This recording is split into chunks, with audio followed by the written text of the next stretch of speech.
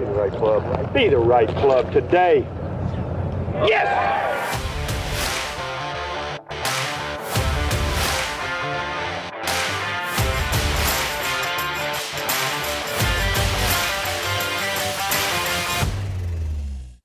Hello, everybody. Welcome to another Be the Right Club Today podcast. Hal, what's happening? Not much. Just I played last week and realized that I got to get back into the golf. We keep talking about it, right? Like, got to find time to get out there and go play some. It's the ongoing joke when you're in the golf business, you don't get to play golf anymore. Yeah, well, I find that to be very true, as a matter of fact. Well, we got a golf school coming up at Boot Ranch the next couple of days. You'll get to dust off the cobwebs and get to play some golf on a golf course that you like a little bit. Yeah, I hope I can move any expectations to the side and just enjoy the time. So I am looking forward to getting back out. So some of my favorite podcasts, obviously, we enjoy doing them together. We obviously enjoy our guests too, but some of my favorite ones have been Q&As. And so this one's a Q&A. Before we get, and we got a lot of great questions.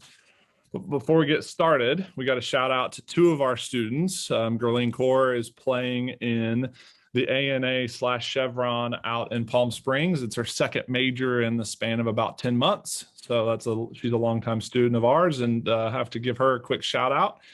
And we also need a shout out to Mr. Callum McNeil, who has Monday qualified to do a second straight Corn Ferry Tour event, which is, for those of you out there that don't know much about that process, it is almost practically impossible to do that. He shot 8 under back-to-back rounds, back-to-back weeks to get in, and had a rough go with his caddy last week and in his first full Corn Ferry Tour start. And so he got off, regained his momentum, let's say, and had some success again. So we've got to give shout outs to them and wish them both good luck this week. Oh, they'll both play well. They're a good frame of mind now. Yes. So we're always pulling for all of our students, not just the two of them, but we pull for as hard for them as we did for ourselves, don't we? That's exactly right, and probably get a little more nervous watching the results sometimes, or watching them than we did over shots ourselves. At least I feel like a parent half the time. But yeah, let's get after this. We got a lot of good questions. Thank you guys for giving us a bunch of good questions, and we'll get started with one of our previous podcast guests, good friend of ours, Mr. Phil Blackmar asked, if you were 21 right now, knowing what you know, would you change anything about your game? Would you have done anything differently? That's a great question right there. Leave it to Phil to come up with something that's really, really good. I've been debating that very thing the last 2 or 3 weeks. Is it less complicated for me now or more complicated for me now? If I could take back the knowledge that I have now and go to 21 years old, what would I do differently? I'm not sure I'd do a whole lot differently, to be honest with you. One thing that I've learned through all the teaching process is the importance of club face awareness, but I felt like I always was fairly aware of where my club face was at. So, the golf course taught me that. Shaping shots taught me that. I'm glad I lived in an era when the ball spun a little bit more, so it was easier to shape a shot.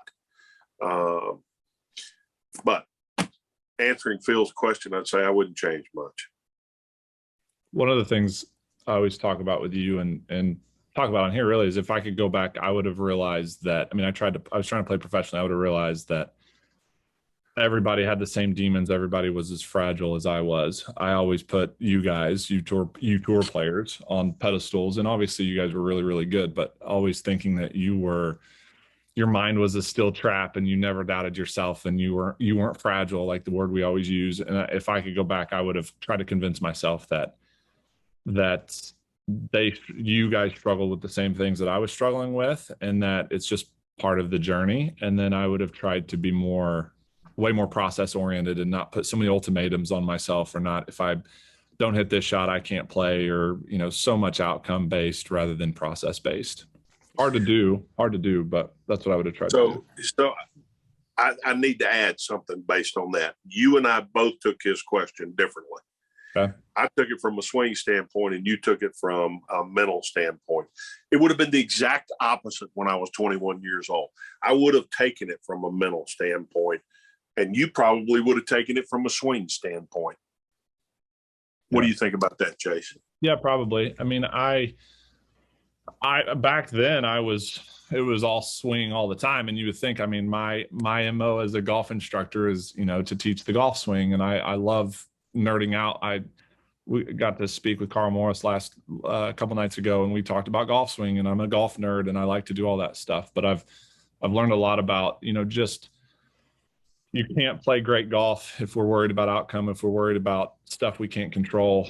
And for me to perform better, because you performed well enough, you won 14 times and got out there, and I didn't. So the reason I think I didn't make it was because of, I hit a lot of good shots, but I hit a ton of bad ones, but my bad ones were more so me not locked into the right stuff mentally and making free swings versus trying to steer it around and try to control the golf ball too much.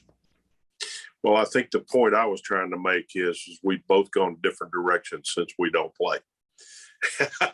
I've gone into swing more. I really like the before how, to be honest with you. Well, again, the before how played a lot more golf. It's hard. It's just hard to go out and play once or twice and every once or twice a month or once or twice a quarter and know where the ball's going. And especially for you that played at such a high level, you've got all these past expectations that you think you need to live up to. And that's what we all, especially guys that, we get it a lot over here. A lot of Champions members that come over and played the game at a high level, and now they don't play as much and the body's breaking down a little bit, and they have all these expectations, and they can't quite live up to them. And it's a vicious cycle.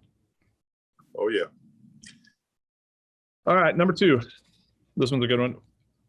This guy says he's been making lots of improvements on the range, hitting it great on the range, but there's a breakdown in the transfer to the course or to competition. I think this one's always one of those. This one's kind of the holy grail of golf and of any kind of performance, and it's one of the things that I think we try to get into the minds of the sports psychologists, the performance coaches, and past players to figure out this question. What are your first thoughts when you hear the question? Well, we all have a past every time we hit the golf course, and we've been working on, and that past, unfortunately, the negative stands out more than the positive sometimes. Yeah. And, we're working on something on the range. It begins to feel pretty good to us. We're able to achieve it on the range, but that's wide open, and it really doesn't matter because I got another ball right here that I can hit again. So we're going to move over to the golf course now. And by the way, it's fixing to count. I'm going to have to go hit this next shot from wherever it's from. And it's really difficult to leave the past behind and step into the future. And, the future's unknown. The past is already played out. Yeah. And it makes a big impression on us sometimes. And I think we fail sometimes when we're on the range at remembering that we did hit some bad shots too. Meaning, on the range, we talked about this a long time ago in one of our first podcasts together, but on the range, you can hit 100 shots in the span of 10 minutes, 15 minutes, whatever it is, but you go on the course and you hit 75 shots, you hit 15, 20, 30 full ones in the span of 4.5 hours. So I think one of the keys in the transfer, we had Dr. Wu Wu on, and he talked about the transfer from the range to the course. I think one of the keys in the transfer is trying to hit less shots on the range, especially when you start to kind of get in a groove, like go sit down or go walk around or kind of break up the time, because on the range, you can hit a bad shot. And just like you said, you got another ball right next to you and you can kind of hit a good one. And you're like, I got it again. But on the course, you hit a bad shot and you've got 4 or 5 minutes, 3 or 4 minutes driving or walking to your ball to think about it the whole time. So that would be the first thing I would do. And then one of the things that you talk about all the time is spend more time on the golf course. So even when you're making swing changes or you're working at it, go out on the course and hit 2 or 3 shots and go out late in the day or super early in the morning and get out ahead of the groups or whatever. I know it's tougher with how busy golf courses are now, but go play as much, go do it as much on the course, because the circumstances completely change versus that pretty flat, as you mentioned, versus that pretty flat driving range. Same lie, same position in the stands, yep. Same wind, same everything on the range. Yep. Nothing changes. and rapid fire. You can correct that bad miss really quickly versus, you shank one into a bunker, you got to go drive up there and go get it, and it's a 3 or 4 minute delay between the shots. I think that the time difference, that would have been something I would have liked to have thought about when I was younger, the time difference on the range versus I was stupid and never really thought about any of this stuff. So here's an interesting question. Thoughts on ball position off the left heel for all shots, not including punch shots or knockdowns, or basically, he asked, does a consistent ball position make the bottom of the swing arc more predictable? So there's been a bunch of instructors that have come out and said put the ball in the same spot for every club, and then there's been a lot of players that didn't. Where do you lie in the debate? I don't think anything's the same on the golf course, to be honest with you. I think it's everything moved around for me a little bit. I'm not sure. I think many things are the same. We strive for it, but I don't think it ever is that much. Could we break it down and say, 5 handicaps and below can be variable, and 5 and again, this is oversimplified too, but if you're a beginner golfer, putting the ball position in just about the same spot every time for irons, and then move the driver and the 3-wood and the longer clubs a little more forward, may make it a bit simpler. But I was the same way. I mean, growing up in Oklahoma, I moved the ball around everywhere. Wedges, one of the rules of thumbs that I think I had a coach tell me one time was the pitching wedge, the ball needs to be right in the middle of the stance for a pitching wedge, and then everything moves incrementally forward from there. And I think for stock shots, I don't think that's a bad idea. I just don't necessarily like a pitching wedge way off the left shoulder. I think talk about low point control. That can be kind of tough and can cause some chunks and cause the ball to be hit too high and just some issues. Well, there's been several people say something about Jimmy Ballard. One of the things that Jimmy Ballard used to do is constantly tell people to put the ball way up on their left heel and chase it all the time. Chase it, chase it, chase it. And I just never could do that. That was something that I was never, ever efficient at. I could put it up there for the driver. I had better contact when the ball was back a little bit with my longer irons. And, my short irons got to the middle of my stance. I just had a better feel for the game at that. To me, as I've gotten deeper into giving lessons and all that sort of stuff, I don't think there is a theory we can follow. People come in here and they chase in to out or whatever they do. I'm looking for their best, whatever they can do the best. Ball position, where does it fit you the best? And, there's not a standard for how Sutton. I don't know. I don't think there is for you either, is there? No. I tell young instructors when they come in here and they'll shadow or even students, like, if you listen to me teach for a couple of days in a row, I'm going to contradict myself a bunch. Like, I'm going to tell some people to move it forward, some people to move it back, some people just based off, like you said, based off the circumstances, what are their misses? And I think, again, to your point, I think we need to do a better job as an industry to again figure out what works the best for the person in front of you or person in front of them, and then let them do it. You couldn't move it that far forward, but Jimmy had kind of a method that he taught at the time where he put everybody in the same spot, but that didn't work for Hal. And you were a good enough player that he needed to, in my opinion, needed to let you go down that route. And luckily you were, say, hard-headed enough or confident enough to say, I can't do that, and I'm not going to do that. I'm better, and I'm good enough this way. I don't think we do that. As we had a student yesterday asking about grip, and he was wondering if it needed to be a little bit more in his fingers of his right or left hand, or a little bit less in his fingers of his left hand. And we both kind of said the same thing, like, go try it. Probably not going to change your life either direction, but go try it and see what works best for you. Yeah, I never really, back whenever I was working with Jimmy, I was still working with Floyd Horgan on the side. Every time I'd go see Jimmy, he'd have me move the ball way up. I'd go see Floyd. He said, man, the ball's too far forward. So I had the best of both worlds. They were probably at both extremes, and, I'd meet in the middle somewhere. You had good buffers on both sides of the Yeah. bowling lane, keeping you off the gutters. Yeah. What do all great wedge players have in common?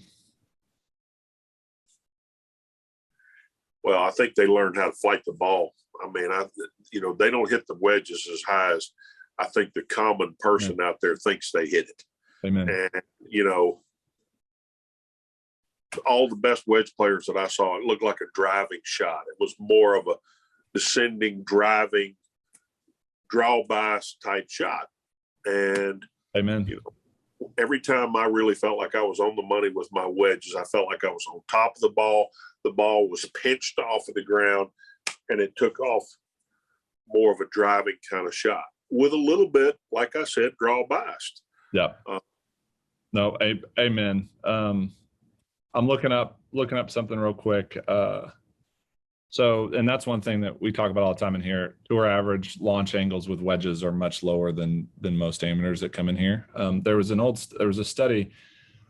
Basically, what the study showed was that the apex, the average height of every shot hit by a tour player is about the same height. It's about 30. It's about 30 yards. And so, if you think about it, just most players that hit wedges, or if a beginning golfer hits a wedge, they're going to hit it high or higher than they think they would hit a 3-iron or a 4-iron in the max height. But on average, tour players hit their long iron. You guys hit your long irons higher than amateurs do, and you hit your wedges much, much, much lower than amateurs do. I wrote down 3 things real quick for this one. I said speed control, trajectory control, and low point control. And really, it's probably, to your point, it's probably speed control and trajectory, because if you can control your trajectory, you can control your low point. But those are the two. Very rarely do you see good wedge players swinging it as hard as they can with a wedge, because it goes too high. So it eliminates their ability to control trajectory, and they put too much spin on it. But hitting low little driving wedges, guys like Jordan Spieth, guys like Seve, guys like Trevino hit really low little spinny wedges versus throwing that thing up in the air and having the wind influence or not knowing where it came down. All right. We have 2 questions on handicap. How to get from a 13 down to a 9, and how to get from a 2 to a +2.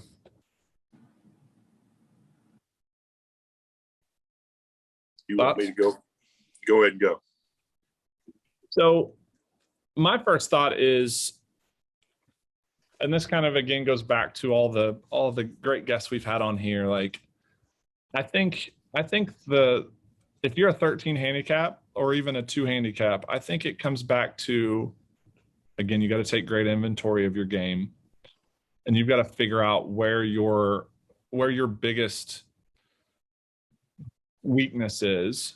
What's costing you the most shots? Is it course management? Is it how you hit with a 13, especially how you hit driver? What is it?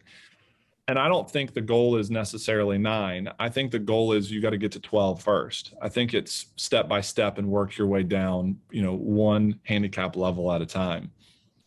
I think a 13 is going to have more physical issues, and I think the 2 is going to be more mental commitment issues. I think if you're down to a 2 handicap, you're obviously a good player.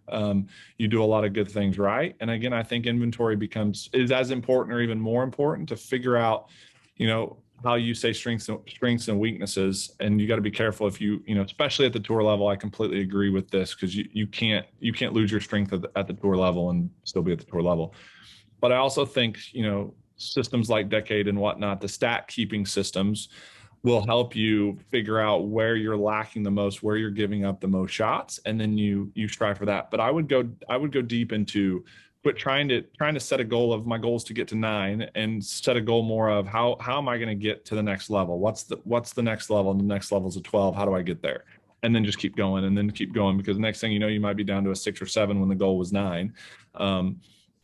Or you may find that you don't quite have enough time and can't work at it enough to get to 9. And at this point, with the amount you practice, 10's the best you can do. And I think that's where, 1 step at a time versus throwing that carrot too far out there, and then you're not sure how to attain those goals. I think one spot at a time is more the goal.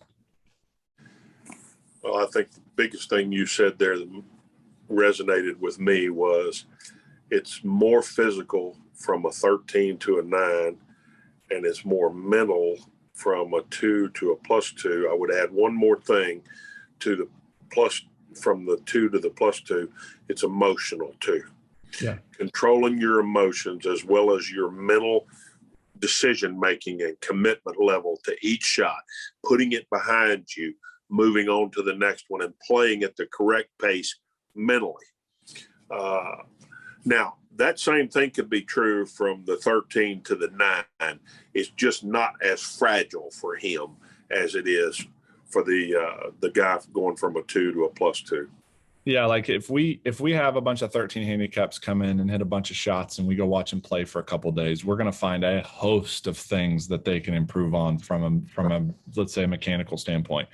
There's a lot of 2s that'll come in here and it's like, dude, it's pretty good. Your golf swing's pretty good. Your putting stroke's pretty good. Short game's pretty good. Like, where are you giving up shots? And then that's where you almost have to get the microscope out even more from a psychological standpoint, an emotional standpoint, and really look under a bunch of rocks to figure out where they can gain a shot or two here or there. Yeah. The harder, I had a kid in here the other day that I said, you know, you've gained so much from where you started to where you are right now, but the rest of the game going forward is going to be much harder than what you've had so far. And that is true across the board with golfers. The better you get, the harder it is to gain more progress. Yeah, it's simple to say this, but it's so true, and a lot of them don't think about it. To take the 13 to a 6, you got to cut their handicap in half. To take a 2 to a 1, you have to cut their handicap in half. That's the same amount of improvement, but the 2 handicap doesn't necessarily see it like that. And that's, to your point, that's why it's so, it's just so difficult. Right. How to right, this one's a great one. How to right the ship when you get off to a terrible start.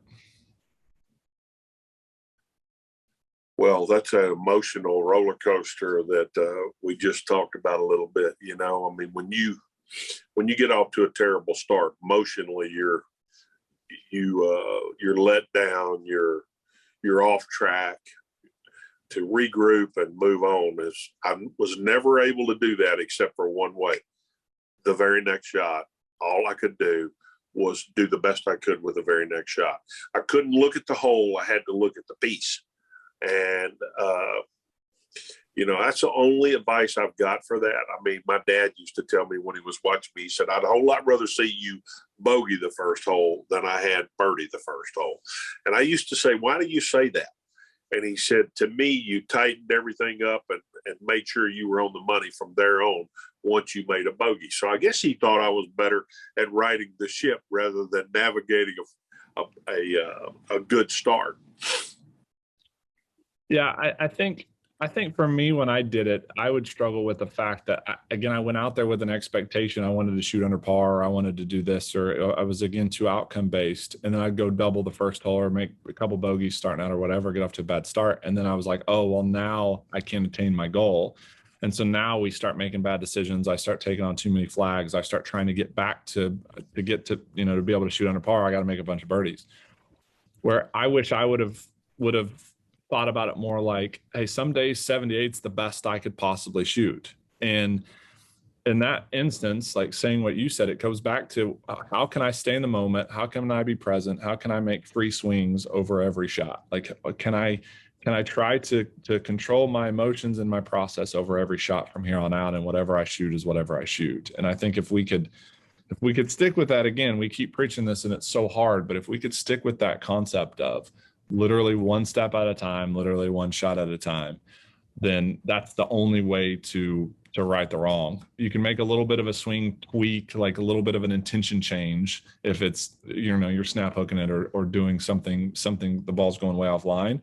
But it comes back down to, like Dr. Carl Morris said, what's your intention, where's your attention, and then can you accept the shot, the result? And it all boils down to something simple like that. You can't be thinking about the outcome. Oh, I can't break 80 today because I made triple on the first 2 holes. No, you have to simplify it and go back to one shot at a time, one thought at a time, commit to everything you're trying to do.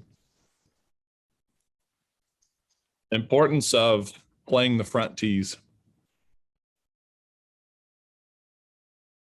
Well, for all those people out there that are trying to learn how to score better, playing the front tee challenge you on that. It offers a shorter golf course, but it offers different looks. You know, and every time you get under par, you know, we try to get all of our kids to do this, you know, get under par and feel nervous about getting the best round you've ever shot in. You know, I mean, it teaches you a whole different emotional game by getting up on the front tees. You know, I never will forget the first time I was trying to break par. You know, I mean, I was getting in, you know, I'm even par, I got a hole to go. You know, all I got to do is make par, and somehow I mess it up.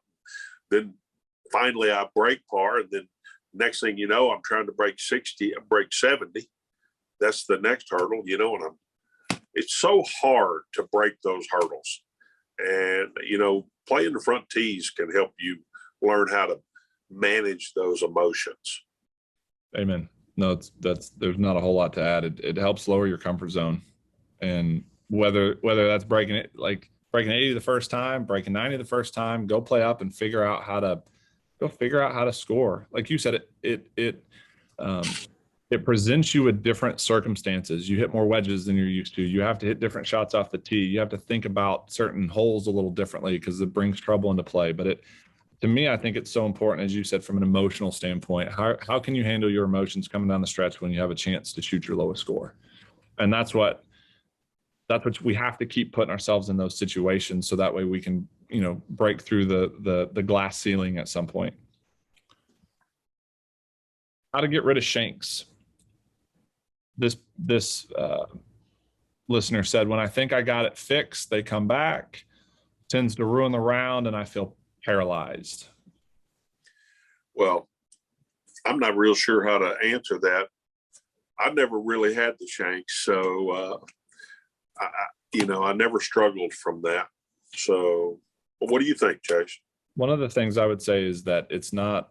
People think the shanks are like this incurable disease that you can't fix, like they're just around forever. It's kind of like the yips. Like, a lot of people kind of think shanks and the yips go hand in hand, and to me, I think they're totally different. Like, there's a lot of people that fight hitting it off the toe, but they don't think of that as bad as the shanks. And to me, they're the same thing. If you're fighting off the hill, you're skilled at hitting off the hill. Like, look at it like that, and you've got to become more skilled at hitting it closer to the toe. There's something physically happening that is causing you to hit off the hill. One of the things that one of the drills that I love to do, and it's the exact opposite of most of what you guys would think: set up to a ball on the hosel and then try to hit it solid. Most players are going to move farther away from it. They're going to get it closer to the toe, which is going to incentivize you to move farther out, get the heel farther out towards the ball, which is going to incentivize you to make the move that is causing you to shank it. There's two great drills: set up to a ball on the heel, and then like on the hosel, and then try to hit it solid. The second drill is to set up to a ball normally, make a full swing. You have to hit the ground but miss the golf ball. So you have to hit the ground inside between your ball and the feet, because again, we're trying to get that club to move closer to you, to get closer to your body versus farther away from you. You can only shank it off the heel, off the hosel. It's the only way you can shank it. Technically you can toe shank it, but they're completely different issues.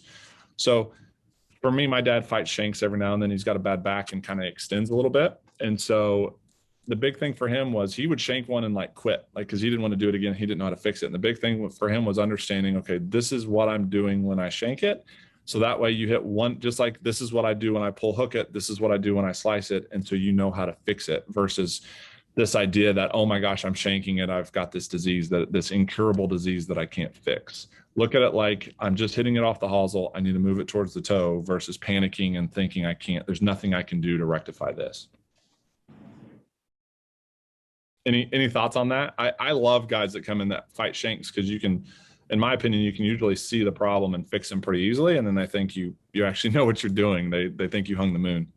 Well, it can be fixed. There's no, one of the things that we try to do in golf is to create some sort of standard for both good and bad. Is there a standard for what people are doing that is shanking? The only common thing is they're hitting it in the heel.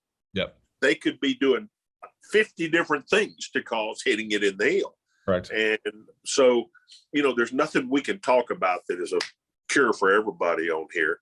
It's just,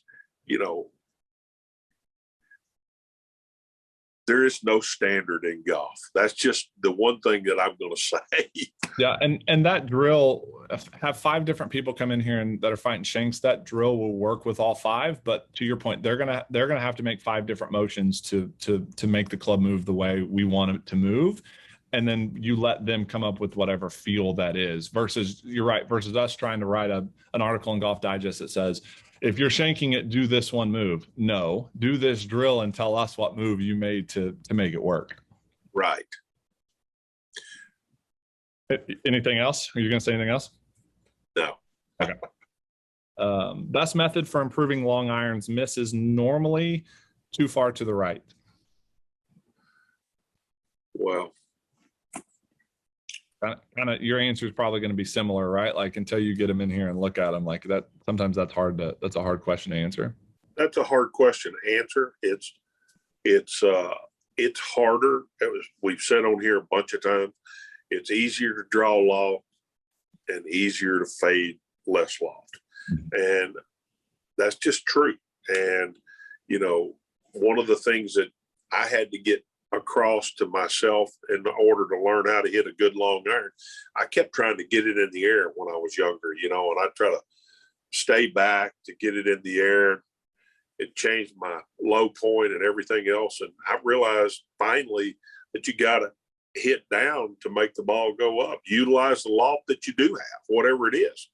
Yeah, and I think to your point about drawing loft versus fading less loft, I think what I would ask is, if they hit a pure 8 iron or a pure 9 iron, is it drawing a little bit, or is it dead straight, or even falling right? And if the lofted clubs are falling right a little bit, then we know it's a club face issue, or we know that we're coming over the top of it, or whatever that is. Versus if we go full rip 8 iron, that ball needs to turn over just a little bit, so that way the longer irons don't get too wipey. Right.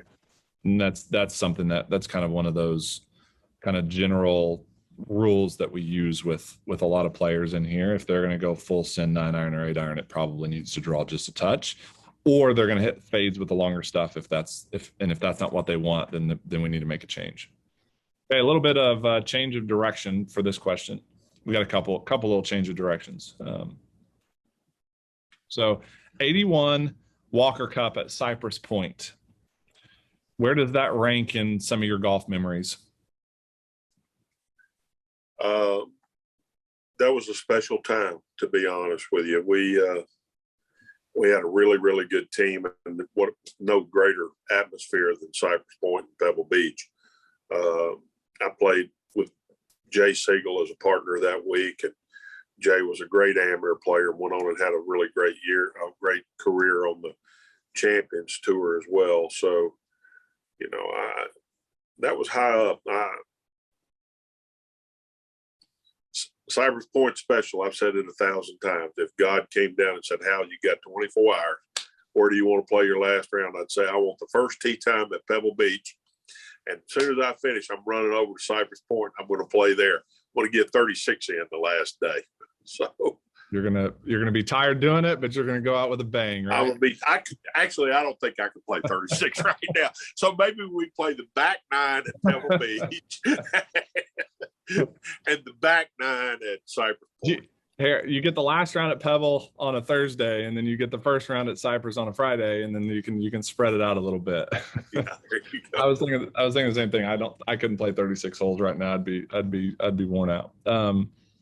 Do you think PEDs were used back in your day, beta blockers, etc., before they started testing on the PGA Tour?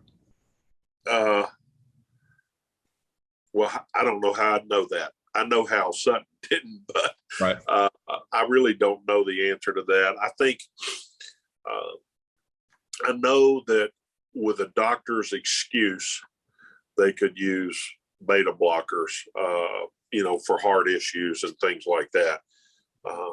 But, you know, my knowledge of beta blockers, I wouldn't want to use them anyway, because they make everything even kill, you know, and I played my best golf when I was a little bit hyped. Yeah. You know, a little bit. I needed to be able to get, come on, let's go. And I know from the knowledge that I have of beta blockers, what I've read is they kind of tend to make everything even kill. Yep. I didn't want to be that way. Well, and to your point too about kind of being hyped up a little bit, like what we've learned with some of the sports psychs we talked to, the performance guys, like being hyped up a little bit is how we get closer to flow state, being in the zone, all that stuff. Like, again, if you're rock climbing, you need to be hyped up or you're not going to be focused, versus if you're on beta blockers when you're doing some of that stuff, like you don't want to be just, you know, even killed and too calm. Like we're designed as humans to perform our best when we're a little bit on edge. So I think that's a great answer. Any courses you played in tournaments where the course didn't fit your eye? How did you overcome that? Did you change your game plan at all? If it didn't fit my eye, I usually played a little bit more conservative game. I didn't push the envelope. If I didn't feel confident, you know,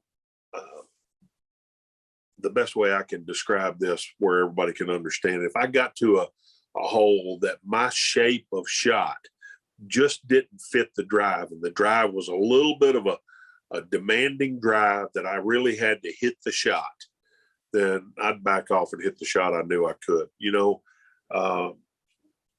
I used a 3-wood a lot off of the tee and used to see that a lot. In my era, you know, one thing that people don't realize, Jack Nicklaus was one of the best 3-wood players off the tee of anybody. And he was never afraid to use his 3-wood off the tee. And, you know, I used it a lot too. We've talked about it. You're able to draw loft a little bit better.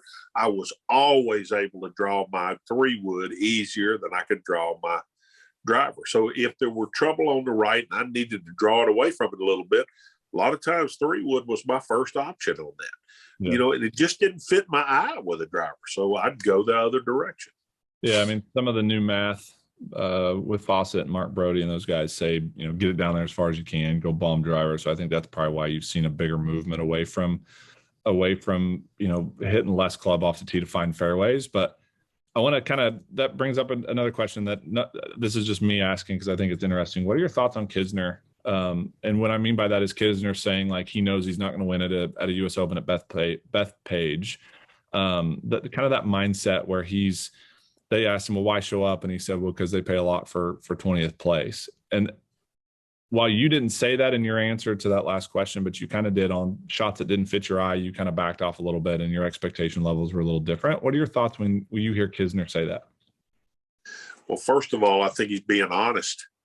I think he knows that he doesn't have a powerful enough game to win at Bethpage in a U.S. Open format. I'm telling you, Bethpage is one of the hardest golf courses in the world.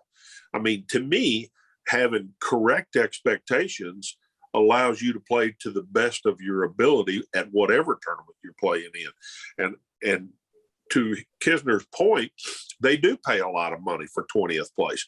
And, you know, if you knew you were fixing to finish 20th in the U.S. Open, you'd go, wouldn't you, Chase? Of course. Well, that's what I'm saying. I mean, you know, winning, I've said this a million times over here, winning runs into you. You don't run into winning. Now, you do so many things that lead up to that really caused it to run into you. Right. There were months out that people are working on things, you know, with kids in here, college kids or whatever. We're working on stuff. They're working hard. They're getting better. And then all of a sudden they win. You know, it's not, well, I didn't go out there and just try to win this time. I've been working on this for months, you know, and that's what happens in golf. But having the correct expectation, you know, it's like kids are better at it today. You know, they're going out there believing that they should be able to win on the PGA Tour right off the bat. So that's changing some. But I think Kevin Kisner has his attitude in a lot better spot when he says, I can't win at Bethpage. Yeah. And I also think it helps him too if he finishes 40th or misses the cut. It helps him be ready for the next event a little bit quicker versus if he's expecting to go out there and win. And then, you know, again, like my fragile mind at times back then would have said, oh, I got to change something because I didn't have a chance this week or I didn't compete. Where he's like, golf course is tough. I'll be ready for the next one, you know. And I think that there's a lot to that, not letting golf beat him up too much when he's playing courses that just don't fit him as well. Top question here. What Bryson has done, do you think it's productive or harmful to his ability to win golf tournaments? Ooh, I don't know about that. I'm wondering if it's been productive for him physically or not. I mean, I can't answer that question. I don't know. Yeah. I think some of the speed stuff, I think when he first started to do it, he was never thinking of long drive contests. I think he was just trying to hit it farther to have a better chance on the PGA Tour. And he won a US Open and had a bad back nine at the next US Open, I think it was, or British or wherever it was, but had a chance to win another one and then just didn't play well on the back, but on Sunday. But to me, once he started getting in the long drive, then that's what, because I've always said I thought he kind of trained to do this, but once he started getting in the long drive, like I don't, does it hurt his ability to win golf tournaments? My question to him would be, would you rather be Kyle Berkshire and the longest guy in the world, or would you rather be the best player in the world? And I'd love to see how he would answer that, because I almost feel like now he kind of likes the long drive stuff, and he's almost been training and pushing for that versus necessarily trying to be Scotty Scheffler or be better than Scotty Scheffler and be the number one player in the world. Without asking him, well, I guess we'll never know. How do we initiate the downswing? Back to golf swing stuff. How do we initiate the downswing? Yeah, how do we initiate the downswing?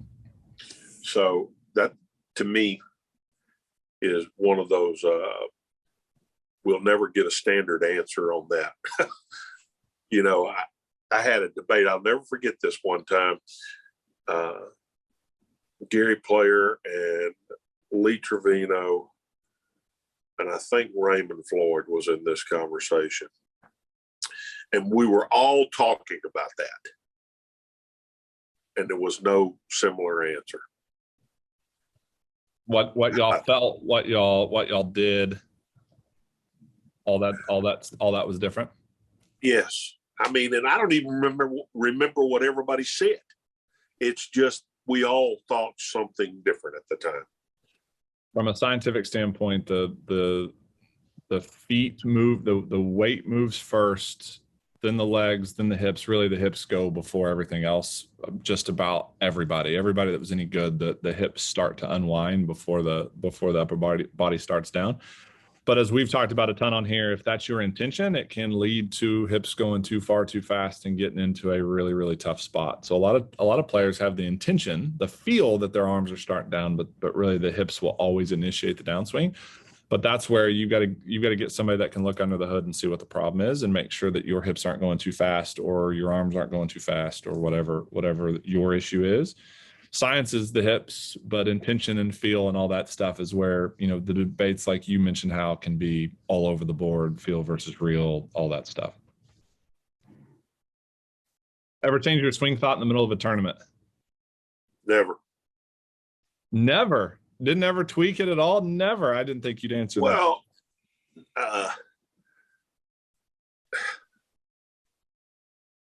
no, not really. I really never did change much. That's awesome. Change from week to week sometimes, but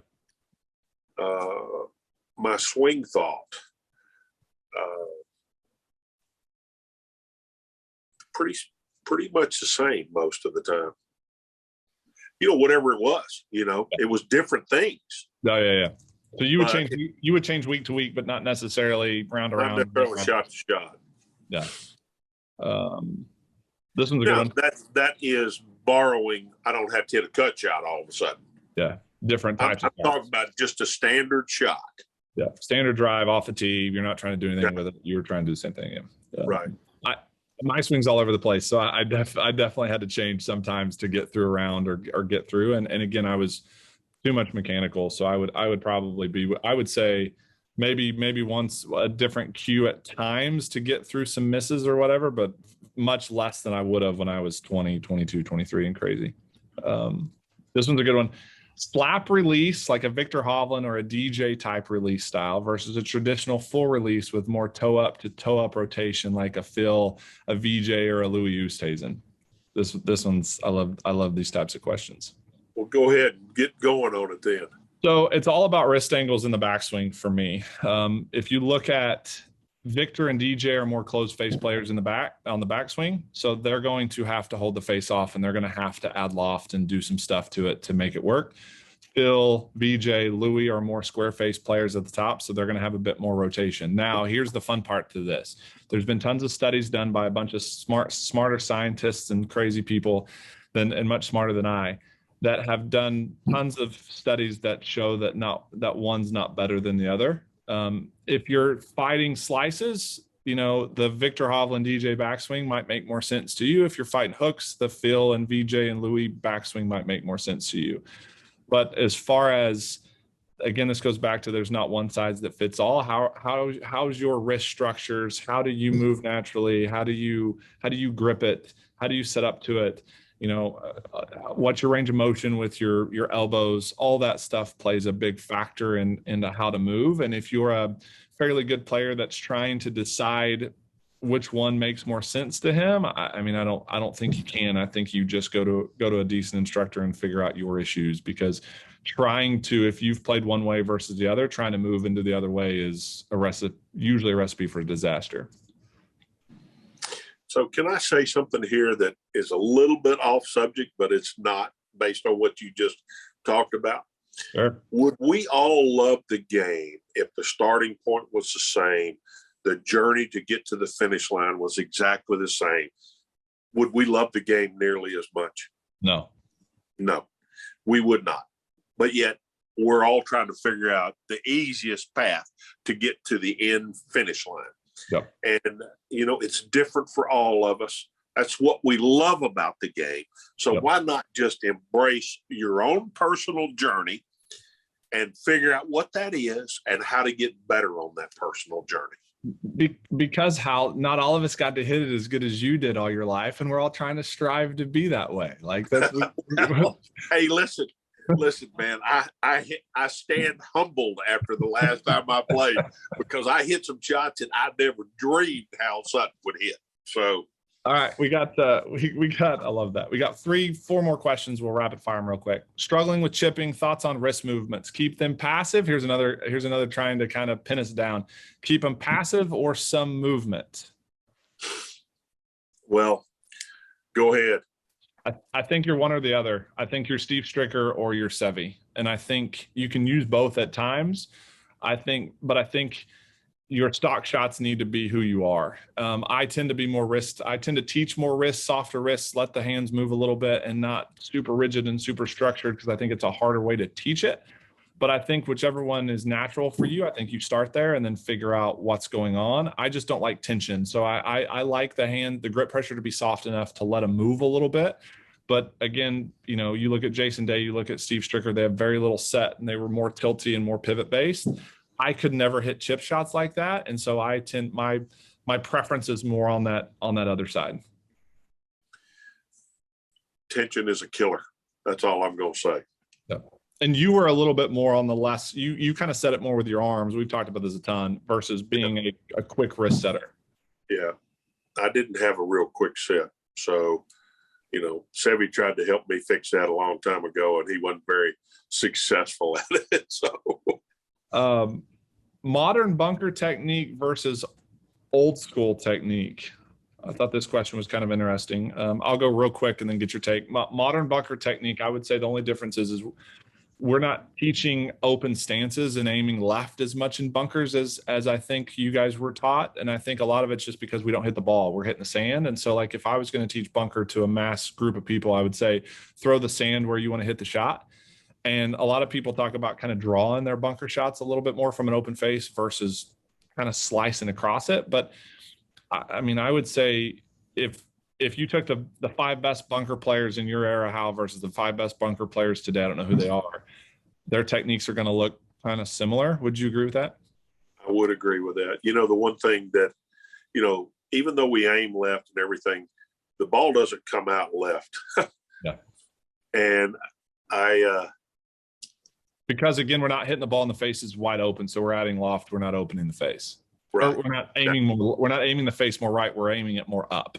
Exactly. Yeah. That's the point. And, it's funny. I knew that because I played enough shots, but my brain was locked in. I was aiming left. Yeah. So it's funny. I was a good bunker player, but I will guarantee you I missed more bunker shots left of the hole than I did right of the hole. Yeah. And, but I look back now and I know that as we open the face, it's going more up instead of left. Yeah. What does a high golf IQ mean? And is it different? Does a high golf IQ mean the same as having a high basketball IQ or having a high football IQ?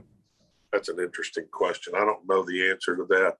I know, to me, a high golf IQ is a guy that's played a lot of golf and understands and can feel the game. It's not necessarily a swing IQ. I keep wanting to say experience.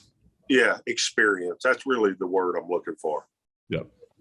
I think to your point, you said that the kids now are winning at an earlier rate. I think it's because they're learning how to play the game the right way, or based off math and science and all that stuff, based off decision. They're learning how to make the right decisions faster than you guys. You guys tended to have to get out there and experience it, and they're a little bit more not experienced, but they're just more ready. Well, the reason why they're more ready is because of a thing called the AJGA, where they're playing 2 and 3 and 4 day tournaments now. Whenever I was in high school, we played 1 day tournaments. Yeah, that's a great point. To string 2 rounds together, much less 3 rounds together. Yep. That's experience. That's a great point. Yep. All right. Last question. Talk about Augusta. How difficult the walk is. Augusta's coming up in a week or so. What it is mentally like to play? Is the atmosphere in the locker room any different than normal events? Did you have more ticket requests? How are the patrons? Amen Corner different than other tough 3-hole stretches? So give us a quick rundown of Augusta. I was going to say that's about 10 questions. Well, I was never a big fan of Augusta. It just didn't. We talked about it didn't fit my eye. We asked that question earlier. It didn't fit my eye. Felt like I was always having to reinvent a new Hal Sutton to go to Augusta. It was always tough whenever it was during my era, because they had they had autograph policy of none. So in between every green and every tee you'd sign, it seemed like 100 autographs in between each time. The walk is very difficult. It's way more up and down than you think it is. Lots of uphill shots, not a lot of downhill shots. The locker room at the time that I was playing, things have changed, and I haven't been back. But most of the time, there was 2 people in the locker room. They didn't have as many, in a single locker. So they didn't have a lot of lockers. And, in the locker room, there was a special place where everybody ate. There weren't a bunch of 4 top tables. Usually there was one really big table and people just sat down at the same big table where everybody talked. That was way different than what a normal tour event is. So to me, Augusta had a completely different feel than any other tournament we played in. From the minute you drove in the gate until the minute you left, it felt difficult. Getting down Washington Avenue was the hardest thing in the world. I felt like I'd been through a fight by the time I got in the parking lot, just because they had one gate to get in, basically. And everybody's coming down Washington Avenue to get in. You didn't drive down Magnolia Lane. You came in another gate. And they shut Magnolia Lane down whenever the tournament started. So, I could talk about Augusta all day long. It's why we look forward to it. It's the first major. It's beautiful. It's springtime, and we've got a new year right here in front of us. Every golfer that's out there, all you that are listening right now, your golf season is just starting right now. And all these pros are 3 months deep into their golf season right now. So it's all, we're watching them tournament ready, and we're not quite tournament ready, but we're ready to be tournament ready. Well, speaking of tournament ready, let's hope that somebody that's not going to be tournament ready, but we hope he plays. Let's hope Tiger can pull it off and go play. He's been working hard from what it sounds like. So it'll be exciting to see if next week at this time, if he's teamed up. I bet we see Tiger play the par 3 with Charlie, and I bet we don't see Tiger yet. If I know Tiger Woods a little bit, he's not going to play until he actually thinks he has a chance. Now, I hope he thinks he has a chance and plays. Yeah. I definitely hope you're wrong, but we will find out soon enough. Hal, thanks. This was fun as always, guys. We will see you. We will see you next time.